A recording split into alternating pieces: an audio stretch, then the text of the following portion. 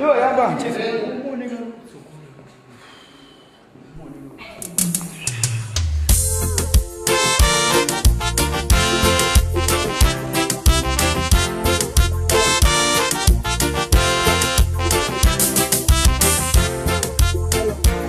Chikondi cha Mulungu anandipanga muntu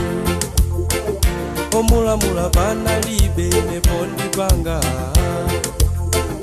owonerera panalibe nepondipanga ozidikira panalibe kuti ndidzabadwa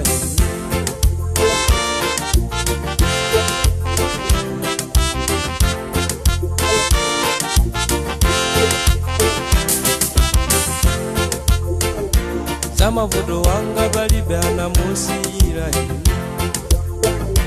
za ufulu wanga palibe anamusiyira ine za tsiku lokufa palibe uyo akudziwa ine tonosiyani moyo wanga manja mwanja uta ine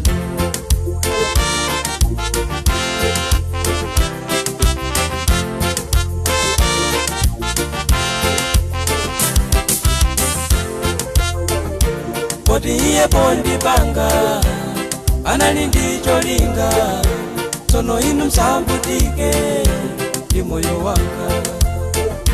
kodi izi zapadziko abale tinazipeza ndipo tutidzazisiya zidakakoma kodi iye pondipanga anali ndicho linga tsono inu msambutike ndi moyo wanga kodi izi zapadziko abale tinazipeza ndipo tutidzazisiya zidakakoma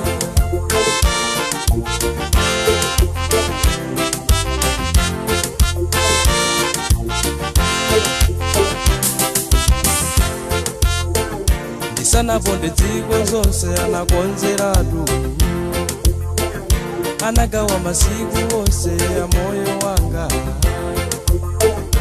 masiku wawawena wandendere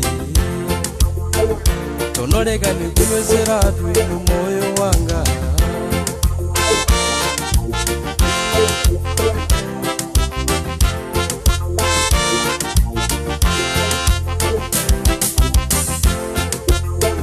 chikondi chanu chondionetsa mukamadya dzanga ine mukapeza dzanu ndine mdani wanu ine popira ntchito mumandikonda kundisangalatsa ine pondilipira timayambana ngati ndatukwana ine pomadziwane pali anthu amadalirana ine kodi mungatani panoka ndinu yani ine pomadziwane pali anthu amadalirana ine kodi mungatani panoka ndinu yani ine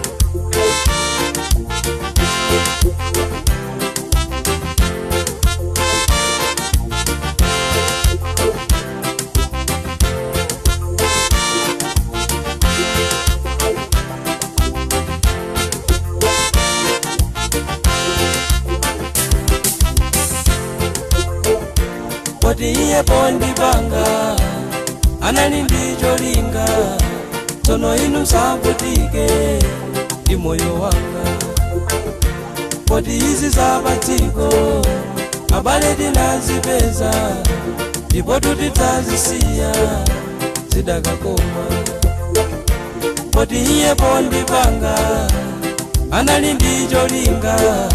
tsono inu msambutike ndi moyo wanga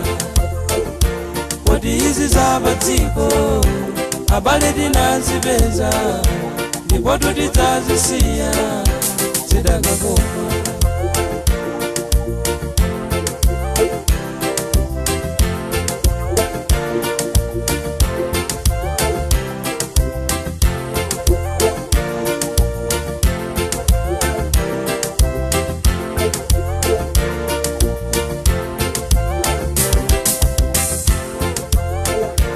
kodi iye pondipanga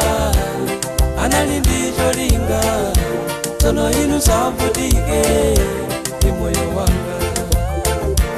poti izi zapadziko abale tinazipeza ndipo tutidzazisiya tidakakoma. Poti iye pondipanga anali ndi cholinga, tsono inu savutike